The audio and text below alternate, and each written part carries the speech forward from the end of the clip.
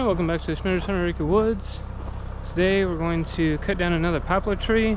The top of it's kind of dying out, so I'm getting it cut. And we're going to use it primarily for the shelter that we're going to do over the grill and everything. So we got the concrete poured for that this past weekend. So poplar is by far the nicest thing to build with, just for weight and everything, and for a small building. Doesn't have to be super structural. So on the 62, I'm going to switch over to the grapple and then get the tree and pull it away. So we'll get that tree down and then get it back up here next to the sawmill so that we can work on that. And it's just down the hill from the sawmill, so a little bit further than the other one was, but just down a little bit more.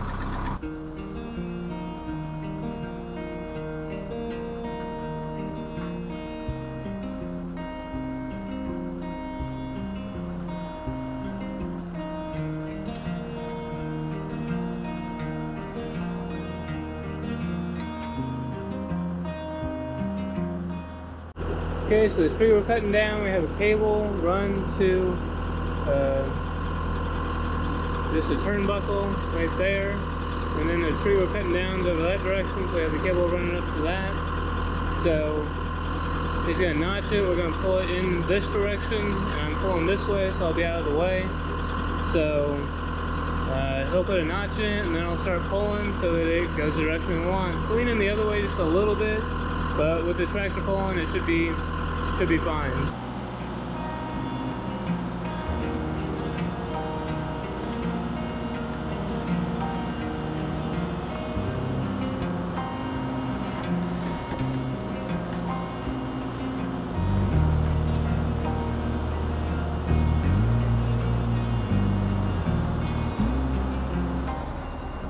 Since this tree got stuck in the fork of another tree, we're going to get a cable on it and try pulling this out. So we're going to start by pulling it down the hill, see if that will kind of break the top off and get it to fall.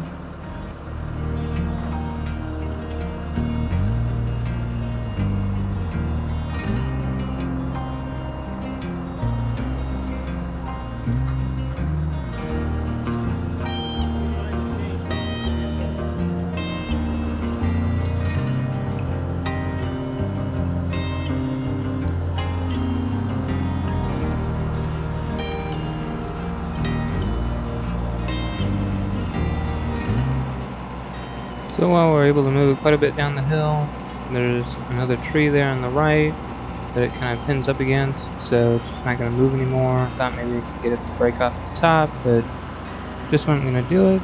So get repositioned so I can kind of pull with the tree.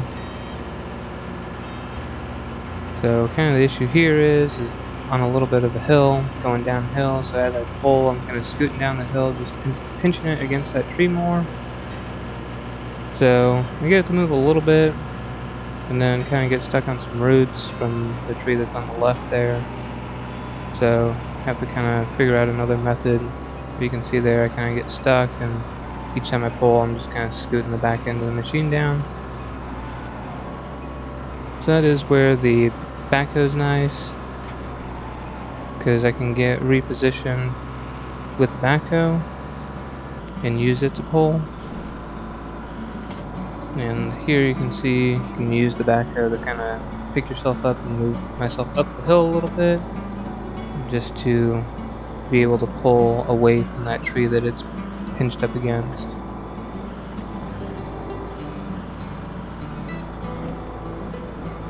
This is a prime example of why we ended up with kind of the M62 instead of like the L47. So we did look at it. It's a little bit lighter machine, but just wasn't as big. So doing things like this or picking up logs on the front just wouldn't be quite as capable.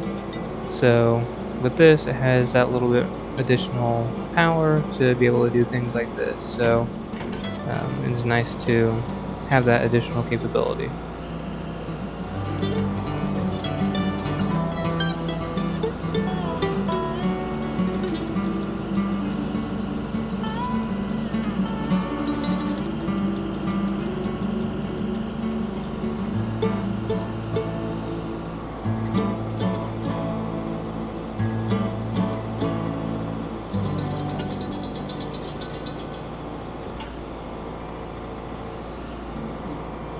once I finally get over those roots, I'm able to pull it quite a bit, and I just run out of movement, but I can kind of use the curl, which is the strongest feature of a backhoe, is the curl cylinder.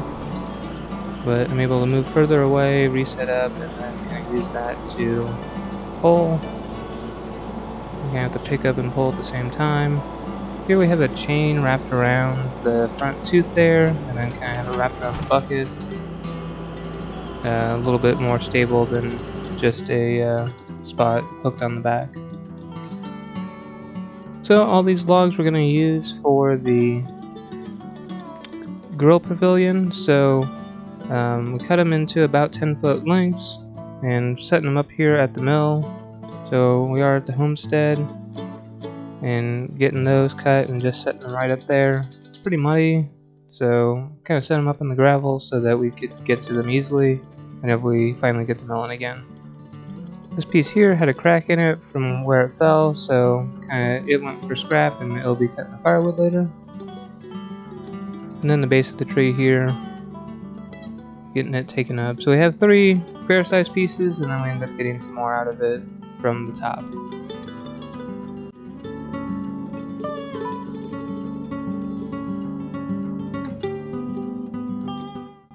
So here we're getting pieces of the top of the tree out that are still going to be worth milling, and I'm just kind of setting them in the path there to reduce the amount of trips I take up the hill, which is where all the mud is. So I kind of get all those grouped together, and I'm able to pick all 3 of them up with the grapple and kind of set them over here just as a staging spot. This point is getting fairly dark, but I wanted to get the top pulled out while we had the tractor going. Okay, just do a quick video here. So this is all the scrap we had. So that one back there, even though it's big enough, had a split in it. And this piece right here is pretty small and got lots of knots, so it wouldn't be a very good piece. I'll show you where we cut it, and I'll show you what we got up at the house. So here's the tree we cut. It's a poplar. So it kind of ended up being a pain because it got stuck in the fork up there. We ended up having to pull it out. But with grapple and everything, you put it in the backhoe, it will get pulled down. I'll show you what we got up at the house out of it. So we got these 3 here, and they're fairly small. So my boot for comparison there, so about the same size. So we can get some 2x4s and some smaller stuff out of those, so that won't be too bad. And then these up here are much bigger. So here's the bottom end of that one, so I'll have to cut some of it off. But we've got about 10 feet on these 3.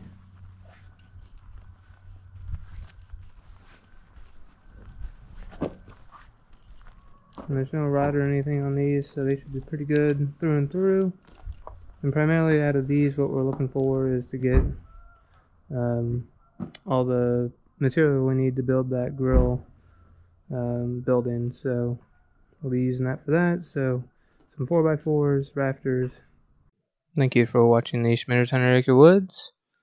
Stay tuned while we work on getting these milled up and start building that grill pavilion. Hit the thumbs up, subscribe. We'll catch you next time.